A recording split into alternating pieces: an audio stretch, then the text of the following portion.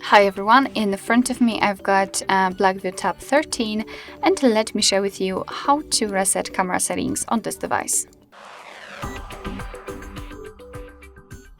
So let's start with opening the camera app. Let's tap on it, and as you can see, I've applied the grid lines before I've started the recording.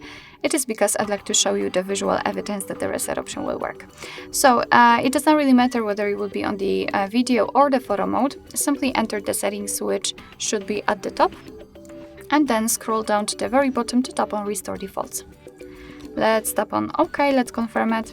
And as you can see, we've been automatically transferred to the camera and the grid lines are not visible, which simply means that we just successfully reset all camera settings.